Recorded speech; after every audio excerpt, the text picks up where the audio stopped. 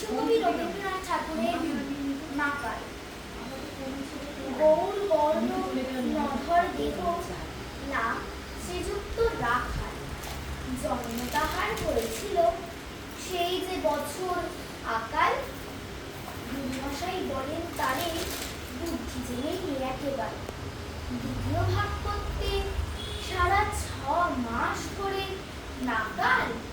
রেগে মেগে বলেন, বাঁদর নাম দিবি তোর মাকাল। নামটা শুনে ভাবলি প্রথম বাকি যুগল গুরু। তারপর সে বাড়ি এসে নৃত্য করলে শুরু। হঠাৎ ছেলের মাতন দেখি সবাই তাকে শুধায়, এ কি? সকলকে সে জানিয়ে দিল, নাম দিয়েছেন গুরু। নতুন নামের উৎসাহে তার বক্ষ দুরু দুরু। কোলের উপরে বসিয়ে দাদা বললেন কানে কানে, গুরুমশাই গাল দিয়েছে, বুঝিস নি তার মানে? রাখাল বলে, কখনো না।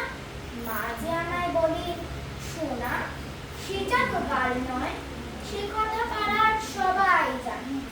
আচ্ছা, তোমায় দেখিয়ে দেব, চলো তো ওইখানে।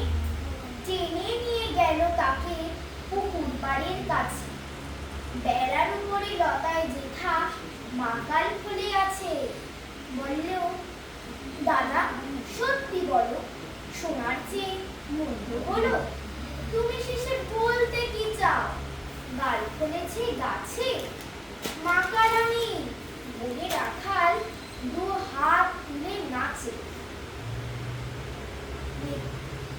দুয়াত কলম নিয়ে ছোটে, খেলতে নাহি চায়। লেখাপড়ায় মন দেখি মা অবাক হয়ে যায়। মেঝের উপরে ঝুঁকে পড়ে খাতার পাতাটায় লাইন টেনে দিচ্ছে শুধু মাকাল চন্দ্র রায়। নমস্কার।